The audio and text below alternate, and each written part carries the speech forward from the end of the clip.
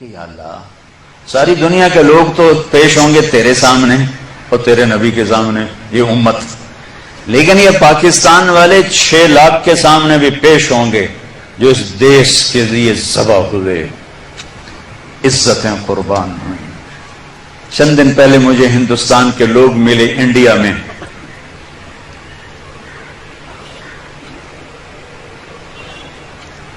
تو ان کا یہ ہم گشت کر رہے تھے، سکھوں کا محلہ تھا، تو ایک بوڑھی خاتون آئی کہ بیٹا میرے پتروں نے بھی مسلمان بناؤ۔ میں مسلمان ہاں، میں 47 پکڑی گئی ہوں، میں مسلمان،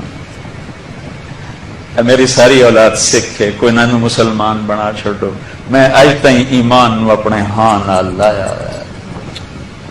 ایسی لاکھوں بیٹیاں تھیں۔ اگر ناچنا گانا ہی کرنا تھا تو انہیں ذبح ہونے کی کیا ضرورت تھی؟ اگر سود کے بڑے بڑے نظام چلانے تھے، ناچ گانے کی محفلیں سجانی تھیں، آوارگی کو تہذیب بنانا تھا، میرے دیش کی عدالتوں نے بک جانا تھا، وکیل کی بولی لگ رہی ہو جیسے منڈی میں سبزی کی بولی لگتی ہے، جو مرضی خرید لے، پیسے دے دے، قاتل بھی چھوڑا دوں گا، زانی بھی چھوڑا دوں گا، پیسے دے دو تیرا قبضہ بحال کرا دوں گا۔ جج کے قلم کی قیمت لگ چکی ہو، اتنے پیسے دے دو، سائن کروا لو۔ عدالتیں عمارتوں کا نام نہیں ہے، عدالتیں انسانوں کا نام ہے۔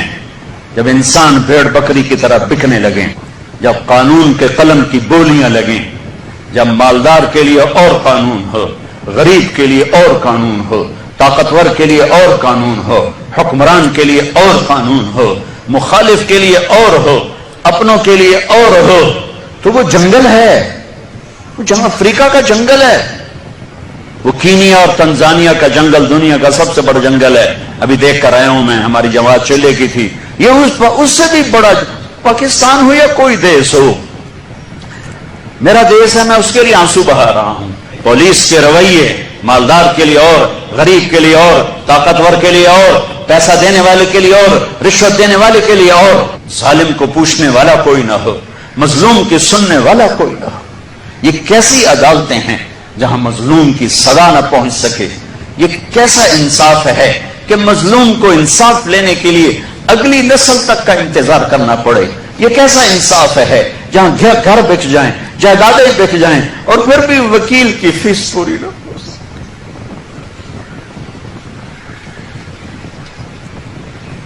ہمارے بزرگوں نے بہت اچھا خواب دیکھا، بڑے ذبح ہوئے، بڑے ذبح ہوئے۔ چمن میں تخت پر جس دم شہ گل کا تجمل تھا، ہزاروں بلبلیں تھی باغ میں، ایک شور تھا، غل تھا، کھلی جب آنکھ نرگس کی نہ تھا جز خار کچھ باقی، بتاتا باغباں رو رو یہاں غنچہ یہاں گل تھا۔ اپنی تاریخ پڑھو اللہ کے واسطے، تم بھی کیسے نادان نسل ہو ہماری کہ صرف پیسہ بنانے کو اپنی زندگی کی منزل بنا کے بھاگے جا رہے ہو، بھاگے جا رہے ہو، بھاگے جا رہے ہو۔ پیسہ ہی سب کچھ، دولت ہی سب کچھ، عزت ہی سب کچھ، شہرت ہی سب کچھ۔ ایسی بیکار زندگی، ایسی بے مقصد زندگی۔ ایک موت ہے جو پیچھے لگی ہوئی ہے، یہ شمع گل ہو جائیں گی، یہ بولتی زبان ہمیشہ کے لیے خاموش ہو جائے گی، کانوں کے ٹیلی فون کے تار کٹ جائیں گے، یہ سوید لباس پہنا ہوا جسم لٹھے کے کفن میں لپیٹ کر مٹی میں مٹی کر دیا جائے گا۔ پھر ایک دن آئے گا کہ تیرے جسم کو کھانے والے کیڑے بھی مٹی میں مٹی ہو جائیں گے۔ اجل ہی نے چھوڑا نہ کسرا نہ دارا، اسی سے سکندر صفاتی بہارا، ہر ایک لے کے کیا کیا نہ حسرت سے دارا، پڑا رہ گیا سب یوں ہی ٹھاٹ سارا، جگہ جی لگانے کی دنیا نہیں ہے، یہ عبرت کی جا ہے تماشا نہیں۔ 6 لاکھ انسان ذبح ہوئے، تو مجھے کبھی خیال آتا ہے کہ یہ امت اللہ کے سامنے پیش ہوگی، اللہ کے نبی کے سامنے پیش ہوگی، اور پاکستانی 6 لاکھ کے سامنے بھی پیش ہوں گے، اور ان کے ہاتھ ہوں گے اور ہمارے گریبان ہوں گے کہ ظالموں ہماری بیٹیوں کی عزتیں نیلام، ستلج ہمارا قبرستان بنا، راوی کی لہروں نے ہمیں کفن پہنا، جنات کی مچھلیوں کے پیٹ ہماری قبریں بنے، ہماری ہڈیاں بحیرہ عرب میں جا کے گریں، ہماری معصوم بچیاں آج بھی کفر کی قید میں زندگی گزار گئے، ان کے بچے جنتے جنتے جنتے روزانہ ان کے ضمیر پہ کیا قیامتیں ٹوٹتی ہوں گی۔ تم کیا کر رہے ہو؟ بوائے فرینڈ گرل فرینڈ کیا کر رہے ہو؟ جھوٹ، سود، بدماشی، عیاشی۔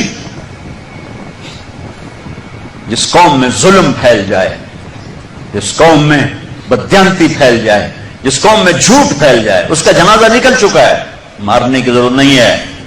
میرے بچوں، ہم اس ملک کو بنائیں، اور اللہ کا قانون ہے کہ اپنے آپ کو بدلو۔ ان اللہ لا یغیر ما بقوم حتی یغیروا ما بانفسہم۔ طارق جمیل سے شروع کریں کہانی۔ مجھے پھر اقبال یاد آتا ہے، تجھے کیوں فکر ہے اے گل دلے صد چاک بلبل کی، تو اپنے پیرہن کے چاک تو پہلے رفو کر۔ یہ جو تم تھوڑے سے بچے بیٹھے ہو نا، اور ادھر پردے میں بچیاں بیٹھی ہیں، تم آج سے اس ملک کی فلاح کے لیے جینا شروع کرو۔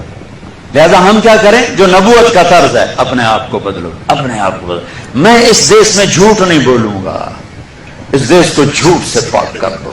میں اس میں ظلم نہیں کروں گا، اسے ظلم سے دھو دو۔ میں یہاں دھوکہ کسی کو نہیں دوں گا، اس کو دھوکے سے پاک کرو۔ میں سود پہ نہ پیسے رکھوں گا، نہ سود لوں گا، نہ سود کے قرضے لوں گا، نہ سود پہ کاروبار کروں گا۔ میں اپنے ماں باپ کے پاؤں دھو کے پیوں گا۔ اپنے سے شروع کریں۔ میری نماز نہیں چھوٹے گی۔ اب لڑکے لڑکیاں کٹھے پڑھتے ہو، میری نظر کبھی بے حیا نہ اٹھے گی۔ یاد رکھنا میرے بچوں، جس کی نظر بے حیا ہو جائے، دنیا کے جنید بغدادی اس کے دل کو نرم نہیں کر سکتے، اس کا دل پتھر ہو جاتا ہے، اس میں خیر جاتی ہے۔ میں انہی وادیوں سے نکل کے مدرسوں میں گیا ہوں۔ میں گورنمنٹ کالج لاہور میں میں سنگر تھا، گورنمنٹ کالج لاہور کا ڈانسر تھا۔ میں نے اس غلاظت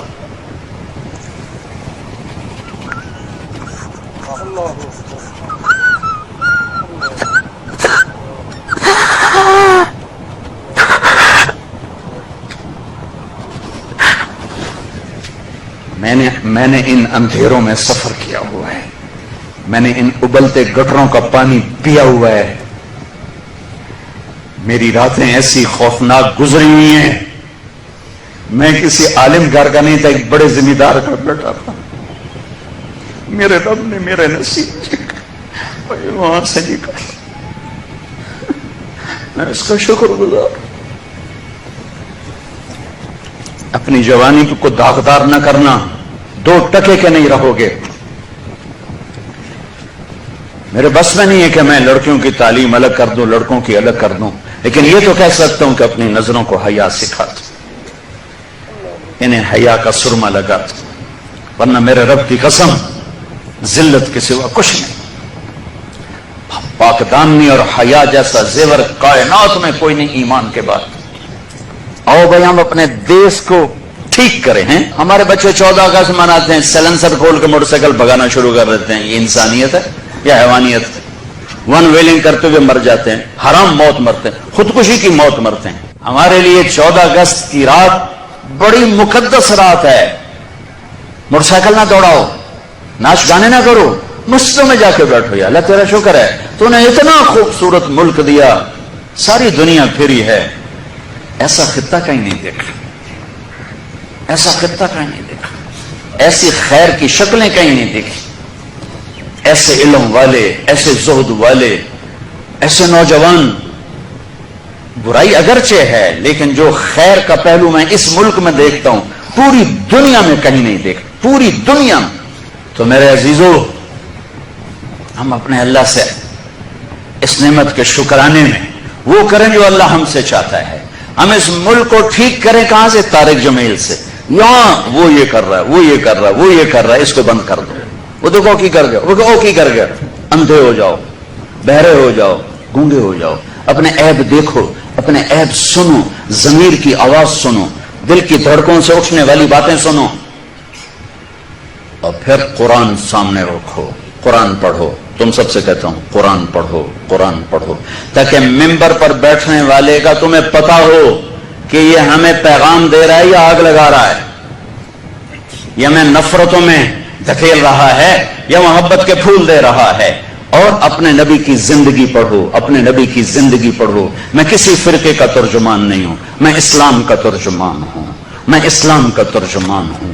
یہ بھڑکتی آگ ہے جس نے سارے خرمن کو جلا دیا ہے۔ میں اکیلا کہاں تک بولوں اور کیا کیا بولوں، لیکن میرے سامنے ایک واقعہ ہے کہ جب ابراہیم علیہ السلام کی آگ بھڑکائی گئی تو گرگٹ کرلا، بڑا کرلا، اس نے آ کے پھونکیں ماری، پھونکیں، اور نام مرادہ تیری پھوکا نال کڑی اگ بچ جاونی۔ لیکن ایسی نحوست اس کے لیے مقدر میں آئی کہ میرے نبی نے فرمایا جہاں گرگٹ ملے اسے قتل کیا جائے۔ گرگٹ زیادہ تر افریقہ میں بہت ہے، ہمارے جنگلوں میں ہوتا ہے، شہروں میں نہیں۔ کبوتر نے کیا کیا، اس نے چونچ میں پانی بھرا اور جا کر ابراہیم علیہ السلام کی آگ کے اوپر گرایا۔ میرے کو بجھنی تو کوئی نہیں، پر میرا نا تلک بجھاون والے ہیں۔ تو میرے اللہ نے کبوتر کی ایسی محبت ڈالی لوگوں کے دلوں میں کہ حرمین میں کبوتر کے سوا کوئی پرندہ کوئی، ہزاروں پرندے گنبد خضرا کا طواف کر رہے ہوتے ہیں، ہزاروں کبوتر بیت اللہ کا طواف کر رہے ہوتے ہیں، ہزاروں کبوتر مسجد نبوی کا طواف کر رہے ہوتے ہیں، اور ساری دنیا سے آنے والے مسلمان کو دانا ڈال رہے ہیں، دانا ڈال رہے ہیں۔ یہ اس کبوتر کی طفیل ہے جس نے 2 چونچ پانی گرایا تھا۔ میں کچھ نہیں ہوں، میں ایک کبوتر ہوں جو 2 چونچ پانی گرا رہا ہوں۔ اس بھڑکتی آگ کو میں نہیں بجھا سکتا، لیکن میں اس آگ کو میں پھونک نہیں مار سکتا۔ میں پھونک مارنے والوں میں اپنا نام نہیں لکھانا چاہتا۔ میں اللہ کے رسول کے دربار میں پیش ہو کے کہنا چاہتا ہوں، یا رسول اللہ، میں نے تو آپ کی امت کو جوڑنے کی کوشش کی تھی، آگے تمہاری مرضی، شیعہ بنو، سنی بنو، بریلوی بنو، دیوبندی بنو، وابی بنو، جو مرضی ڈھول بجاؤ، ارے مسلمان بن کے رہو، مسلمان بن کے رہو، امت بن کے رہو، امت بن کے رہو۔ اللہ اللہ